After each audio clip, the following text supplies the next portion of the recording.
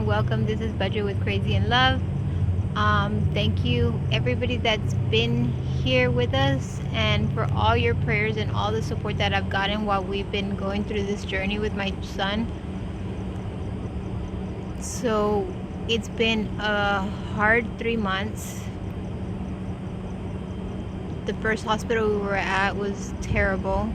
We did have a really good nurse that taught me a lot, and 2 good RTs there that helped a lot with the situation.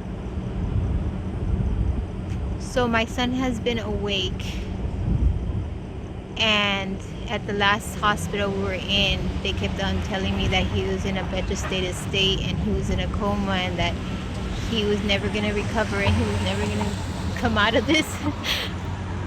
But here at TIER, he's shown us that he could communicate and he could show us that he's here. It's still really hard because he's not speaking or anything, but he is nodding yes or no when he's being asked questions. His temperature does drop really easily for some reason, and they don't know why yet. Most of the people with head injuries have really high temps, and he's doing the opposite. So we're trying to figure out that.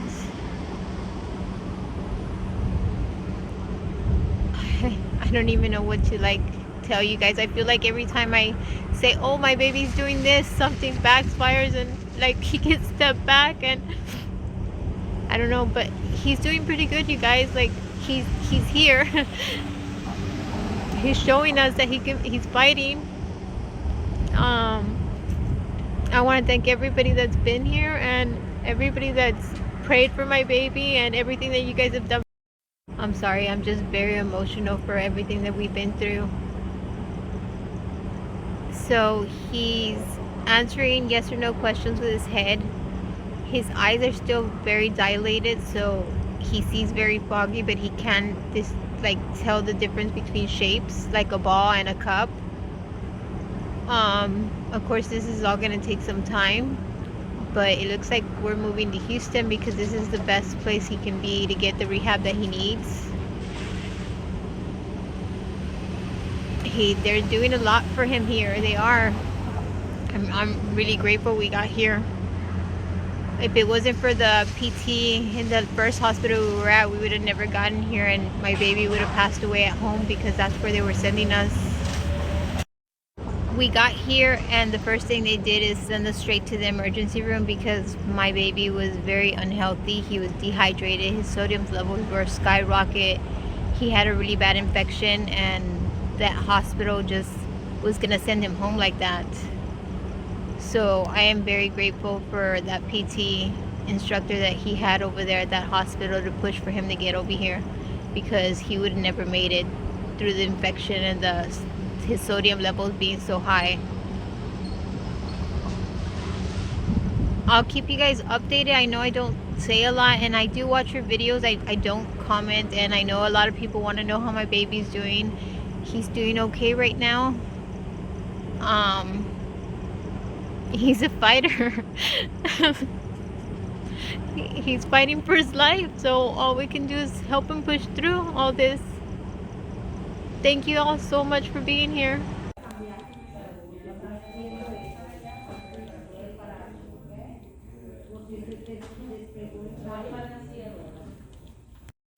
So this is the hardest thing I've ever had to face.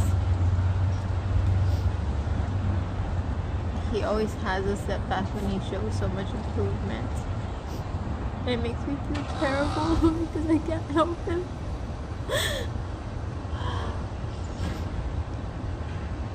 So we're back at the ER, and he had another surgery on his head. They found some matter growing in there, and now I guess I have to see until we're back to see where he's at again, what's his baseline. He just aced his test on Monday, and now we're back to the beginning again. Okay, you guys, so it's December 2nd, and I just found out that my son has a bone infection in his skull. Like, I've cried all day. That's why I'm not even gonna show my face, because I've already aged 10 years in the past 3 months. And my eyes are all swollen and everything. The doctors seem very positive that everything's gonna come out good. But you know, like, every parent and every person that cares about somebody worries about everything. And I worry. Oh my God, do I worry? He's still responding. He's still telling me things, like when something's bothering him and stuff like that. He shows me when he's angry, when they are bothering him.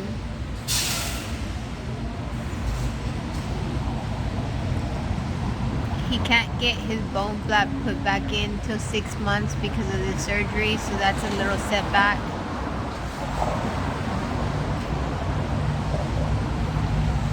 They came by from the therapist and they said they're gonna have to send us home because they need his bone flap on to work better with him. So now we need to find a home, pretty much.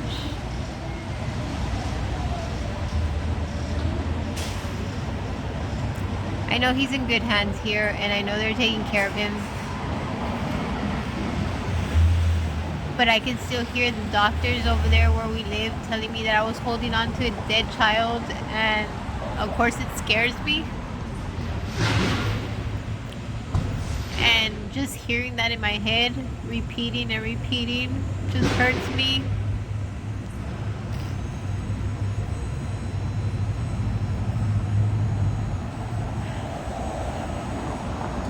But so far, everything's okay. Just keep my baby in your prayers. That's all I could ask from all of you guys. And again, thank you for everything that you guys have done for me and my baby. I'm really not budgeting anything, but I do have to order food for my hubby and my 5-year-old because he has no idea how to buy food. I think in October he spent $800 on just groceries for 2 people. I don't understand how that works.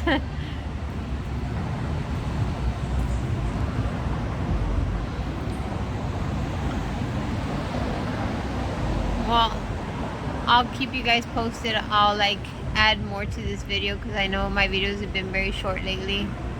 Thank you all for coming, and if you can, please like, comment, subscribe. I know I'm not like too verbal in my comments. My hands are shaking. I'm sorry, you guys, but I really appreciate all of you guys.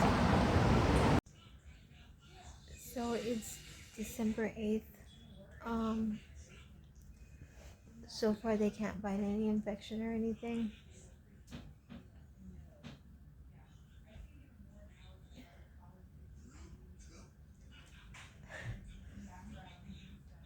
This is really hard. I hate that I can't take his pain away.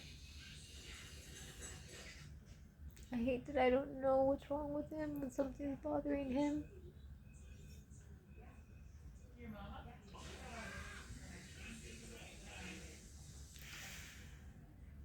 I wish I could just take all his pain away.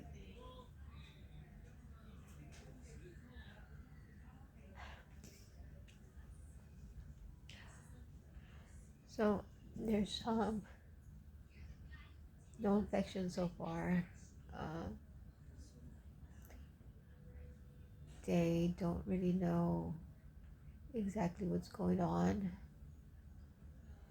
I know he's gonna be on antibiotics for like at least 21 days.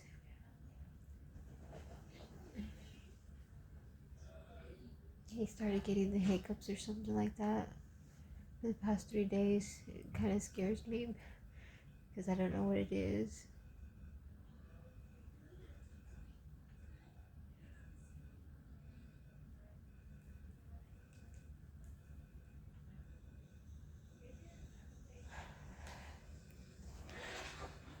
And I guess I'm just gonna go ahead and post this video. just so you guys have an update of what's going on, because I don't really record every day. Like, I cry most of the time. And pray and cry.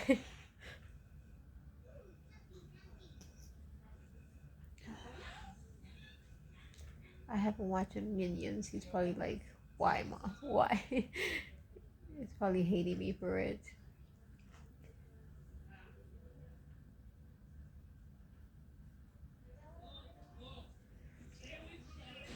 But I want to thank everybody that's donated, everybody that's done a lot for us. And thank you guys for watching my videos. I have been getting some watch hours, and I know I've been getting some new subscribers, so thank you and welcome. I miss budgeting, you guys. I do. I miss having a plan, but right now all my money is just going into a big pile to try to get an apartment over here for us. This is hard. It's been 3 months.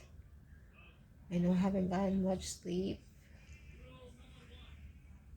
I try not to, like, one meal a day is like $25, you guys, because I don't even have a car or anything. So pretty much snack and then eating a cup of noodles, and I hate noodles. But it's okay. I would do anything for my babies. I remember when the kids were younger and they were at school and I would be at work. I literally did not eat all day just because I was like, what if my kids are not eating? What if they don't like the school food? So I didn't eat all day.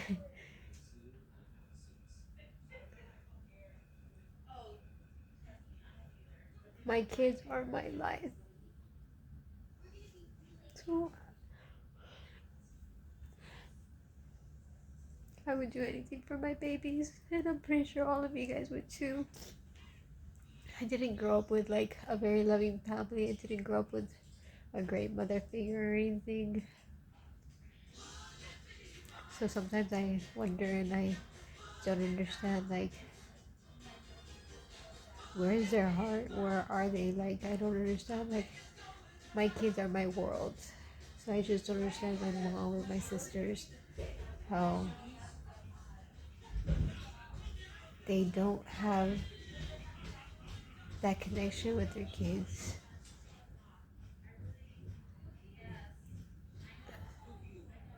Like, pretty much everybody in my family who I grew up with, our parents abandoned us when we were younger. And it just continues to, like, the change just continues. Nobody's changed. Nobody's done anything different. Um, my pretty much my brothers and sisters don't really talk to me that much because they think I think I'm better than them, which I don't. I don't. I just decided I wanted a different life for my kids. I wanted them to have better. I wanted them to see more. I wanted them to feel like they can do more. I wanted them to know that education was a big value, and I didn't want them surrounded by drugs and alcohol.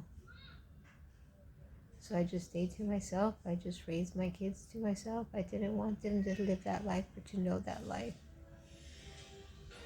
I do. I have great kids. I do. Me and my oldest do knock heads a lot. And my daughter. But I think it's just because a little bit we're a lot alike. So we can't, like, I guess we always have to be right or something. And then my middle child and Art, they're more loving, more sensitive, more caring. Don't want to like hurt mommy's feelings. Don't want to like make mom cry. I'm pretty sure my oldest son and my daughter don't either, but they have just the same temper as their mother, the stubbornness.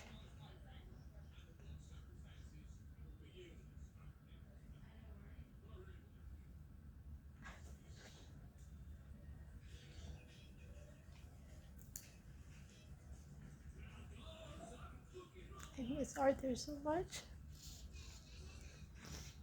every time he left or every time he woke up, he gave me a kiss in the head. He always told me he loved me. Like, I miss his voice, you guys. His smile, his hugs.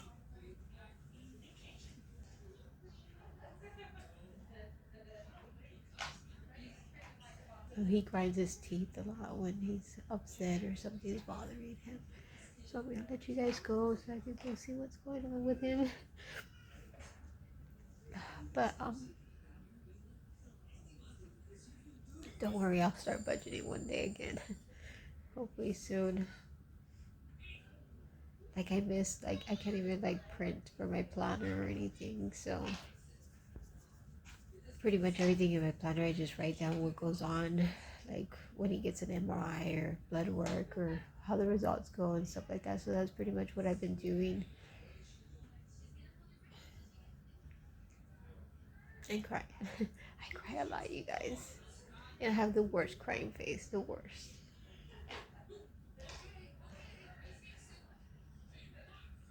So I'm gonna leave this video on so you guys know a little bit about what's going on. Like I know that you guys don't know exactly what's going on. So what happened was my baby was on a tree and the branch broke. The branch he was on, and he fell over the fence and hit the dumpster on the way down.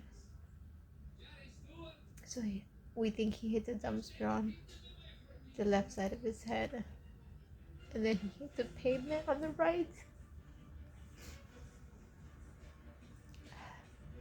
So he has bad, a really bad head injury. Right now he doesn't have his left bone flap. They say he won't be able to get it back till 6 months because of this surgery.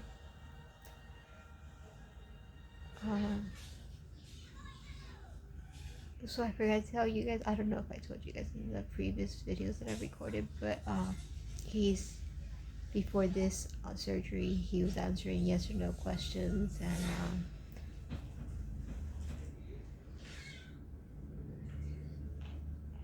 we don't know exactly how well he can see, but he can tell the difference between two objects. And everything is through nodding, so forward is yes, and then to the right is no. So that's how everything's going. And I know he's frustrated being in the hospital because he really does like PT. He likes being over there to rehab. Like,